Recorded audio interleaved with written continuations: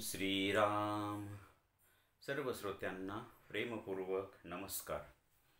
श्रोते हो, आपण स्वामी विद्यानंद यांच्या भावार्थ रामायण संक्षिप्त या ग्रंथाच्या आधारे निर्माण झालेला मला भावलेले भावार्थ रामायण अर्थात आत्मपरायण हा ग्रंथ आपण पाहत आहोत. आज युद्धकांडातील अध्याय 15वा अकंपन व वज्रदंष्ट्र यांचा वध. ओम श्रीराम. हनुमंतांनी धूम्राक्षाचा वध केला हे ऐकून रावणास खूप दुःख होते. मग तो वज्रदंष्ट्र व अकंपनास युद्धाकरिता पाठवितो. त्या वज्रदंष्ट्रावर सुग्रीव व अंगद चालून जातात. प्रचंड युद्ध होते, परंतु अचानक असे घडते की तो वज्रदंष्ट्र एक अस्त्र सुग्रीव व अंगदावर सोडतो, परंतु तेच अस्त्र उलट फिरते व त्याने वज्रदंष्ट्राचा वध होतो. मग अकंपन युद्धास येतो. हनुमंतांचे व अकंपनाचे प्रचंड असे युद्ध होते. आत्तापर्यंत हनुमंतांनी अनेक योद्ध्यांना यमसदनी पाठवलेले आहे व शेवटी हनुमंत त्या अकंपनाला सुद्धा मारतात. आता आपण साधकाच्या दृष्टीने पाहू.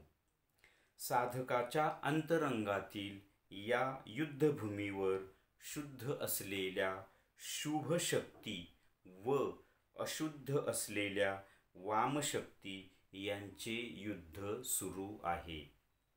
प्राणाने म्हणजेच हनुमंताने त्या अंधकार शक्तीचा म्हणजे धूम्राक्षाचा विनाश केल्यानंतर तो अशुद्ध अहंकार म्हणजेच रावण दुःखित होतो व वज्रासम कठीण शक्तीला म्हणजेच वज्रदंष्ट्राला आणि कंप न पावणाऱ्या शक्तीला म्हणजेच अकंपनाला युद्धभूमीवर पाठवतो.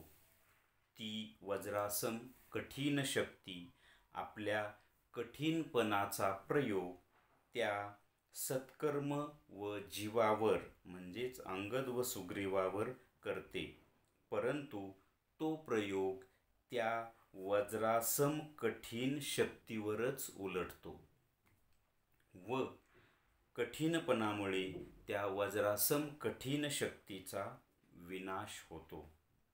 त्यानंतर मग प्राण व ती कंपन पावणारी शक्ती यांचे युद्ध होते, परंतु प्राणाने आत्तापर्यंत अनेक वामशक्तींचा विनाश केलेला आहे, तेव्हा आताही त्या कंपन पावणाऱ्या शक्तीचा विनाश प्राणाकडून होतो. साधकाच्या या अंतरंगातील अध्यात्म प्रवासात प्राण खूपच महत्त्वाची व मोलाची भूमिका बजावत आहे व असा हा साधकाचा आत्तापर्यंतचा अध्यात्म प्रवास आहे. आता आपण याचं थोडक्यात सार पाहण्याचा प्रयत्न करूया. इथे कथेमध्ये धूम्राक्षाचा वध झाल्यानंतर रावण खूप दुःखी होतो व मग तो वज्रदंष्ट्र व अकंपनास युद्धभूमीवर पाठवतो.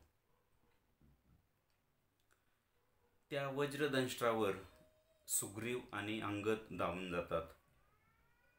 त्यांचं घनघोर असं युद्ध सुरू होतं.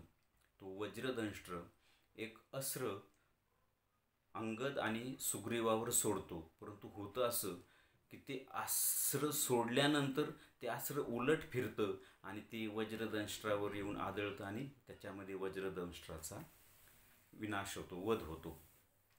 त्यानंतर दुसरीकडे त्या अकंपनाचे आणि हनुमंतांचं युद्ध सुरू होते. आता हनुमंतांनी आत्तापर्यंत कितीतरी राक्षस योद्धे मारलेत, त्याच पद्धतीने हनुमंत त्या अकंपनाचाही वध करतात. ही झाली कथा.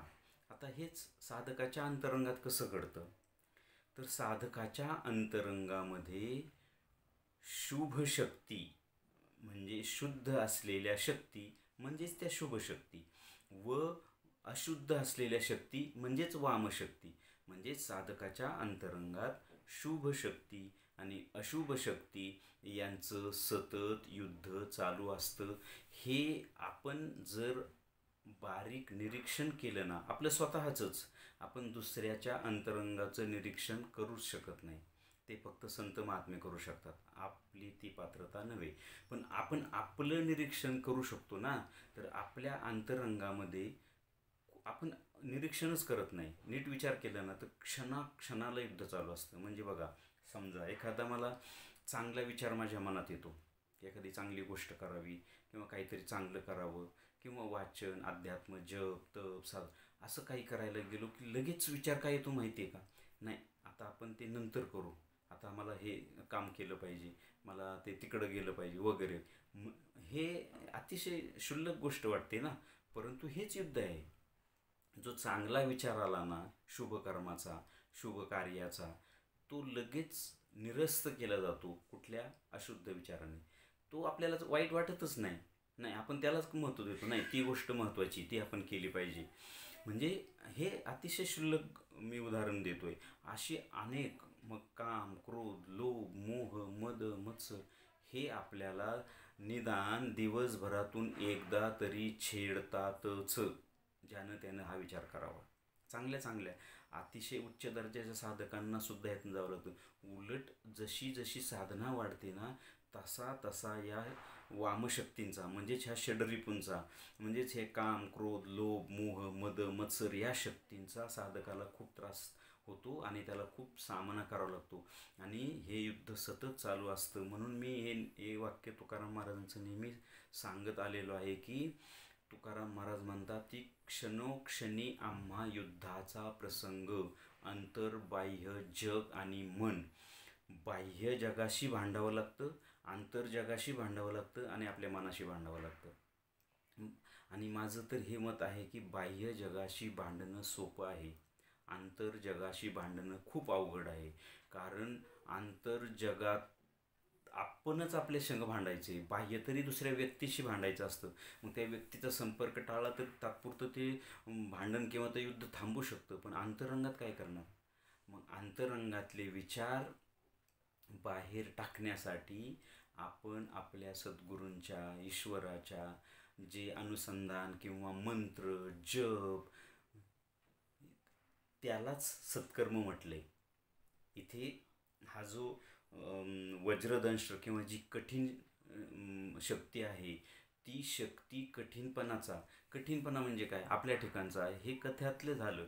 आपल्या ठिकाणचा कठीणपणा म्हणजेच जडत्व, आळस, नकारात्मक ऊर्जा, ज्याला निगेटिव्ह फोर्स आपण म्हणतो, त्यालाच वामशक्ती म्हटले.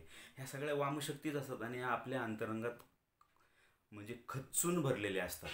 त्या अशा काही पॉईंटवर जाऊन लपून बसलेले असतात की आता समजा मला आता ध्यान करायची माझी वेळ आहे की लगेच ती शक्ती हळूच कुठून तरी येणार आणि माझ्यात आळस भरणार, नाही आता खूप कंटाळा आला आहे. म्हणजे ह्याचं आपण कधी निरीक्षण आणि हीच साधना आहे हो. कारण साधना म्हणजे असं काही नाही की काहीतरी वेगळं करायचं आहे. शुभ गोष्टी, चांगले सत्कर्म, आणि सत्कर्माला आपण खूप वेळा आपण त्याची व्याख्या केली काय की स्मरण ते पुण्य आणि विस्मरण ते पाप. स्मरण कशाचं, तर ईश्वराचं, सद्गुरूंचं, जप, नाम यांचं स्मरण ते पुण्य आणि त्याला सत्कर्म म्हटले. आणि त्या सत्कर्मावर हे कठीणपणा इथे कथेमध्ये आणि साधकाच्या दृष्टीने हा जो कठीणपणा प्रयोग करतो, तो प्रयोग जीवावर आणि सत्कर्मावर करतोय. म्हणजे अंगदावर आणि सुग्रीवावर करतोय. आपण अंगदाला आणि सुग्रीवाला सत्कर्म आणि जीव म्हटले. ह्यांच्यावर ह्या प्रयोग कठीणपणांच्या म्हणजे आळसाचा, निद्रेचा, जडपणाचा, वामशक्तींचा, या अस्थिरतेचा, हे सगळे प्रयोग आपल्यावर होतात आणि आपण आपल्या सत्कर्मापासून म्हणजेच ईश्वराच्या स्मरणापासून बाजूला जातो. परंतु जर साधक सजग असेल, सज्ज असेल, आपल्या ईश्वरावर त्याची दृढनिष्ठा असेल, आपल्या सद्गुरू दृढनिष्ठा असेल, सद्गुरूंनी दिलेल्या गुरुप्रणीत साधनेवर त्याचा विश्वास असेल, तळमळ असेल, अभिप्सा असेल, समर्पण असेल, अनन्य शरणता असेल, तर हा प्रयोग उलटा पडतो. इथे कथेमध्ये तो वज्रदंष्ट्र या दोघावर एक अस्त्र टाकतो. ते अस्त्र उलट फिरतं आणि त्याच्यावरच आदळतं आणि त्याचा विनाश होतो. साधकाच्या दृष्टीने ही जी कठीणपणाची जी शक्ती आहे, तो कठीणपणाचा प्रयोग जीवावर आणि सत्कर्मावर करतो. परंतु तो प्रयोग कशाने उलटा फिरला जातो? कारण साधक तिथे सजग आहे, सावध आहे, तो त्याच्या सत्कर्मात सजग आहे. त्यामुळे तो प्रयोग उलटा पडतो आणि तो आळसपणाच निघून जातो, वामशक्तीच निघून जाते, अस्थिरता निघून जाते, श्रद्धा वाढते. हे हे हे या कथेचं इथं आपल्याला रहस्य आपण समजून घेतलं पाहिजे. दुसरी गोष्ट, अकंपन म्हणजेच कंपन पावणारी शक्ती. आपल्या अंतरंगात अशा काही वाईट शक्ती असतात की त्या कधीही कंप पावत नाही. कंप पावणे म्हणजे काय? दुर्बल होणे. कंप पावणे म्हणजे दुर्बल होणे. त्या शक्ती कधीच दुर्बल होत नाहीत. त्या एवढ्या जोराने हल्ला आपल्यावर करतात की त्या हल्ल्यामध्ये आपण संपून जातो. संपून म्हणजे आपण जिवंत असतो, परंतु अध्यात्मातनं मागे खेचलो जातो. आणि ह्या ह्या शक्ती कुठल्या पद्धतीने? भावनेच्या, विकारांच्या, वासनेच्या रूपाने आपल्यावर हल्ला करतात. आणि साध्या साध्या गोष्टी आहेत. मी फार मोठी उदाहरणं देत नाही. मला आत्ता ध्यानाला बसायचे आणि मला आतून भावना येते की नाही, आता मी काहीतरी जाऊन एखादं पदार्थ खाल्ला पाहिजे. आपल्या येतच ना समोर असं की बस साधना बाजूला राहते. किंवा मला आता आध्यात्मिक मी ग्रंथ समोर घेतला आहे, वाचन करायचे आणि अचानक मला आठवण येते की अरे ते फ्रीजमध्ये असं अशी वस्तू ठेवली आणि ती मी खाल्लीच पाहिजे. आणि मग मी ते वाचनाचं ग्रंथ बाजूला ठेवतो आणि त्या खाण्याच्या भानगडीत पडतो आणि त्याच्यातच रमून जातो. हे क्षुल्लक गोष्टी मी सांगतोय, अतिशय क्षुल्लक गोष्टी. मोठ्या गोष्टींचा तर मोठे विकार म्हणजे भांडण, कामवासना, लोभ, मोह, ह्या तर खूप मोठ्या गोष्टी, याच्यात आपण होलपटून निघून जातो. परंतु छोट्या छोट्या गोष्टीसुद्धा आपला मार्ग अडवतात. मात्र तिथे जर आपला प्राण शुद्ध आणि चैतन्यमय बलवान असेल तर त्यांच्यावर मात केली जाते. आणि तो बलवान आणि चैतन्यमय कशाने होणार?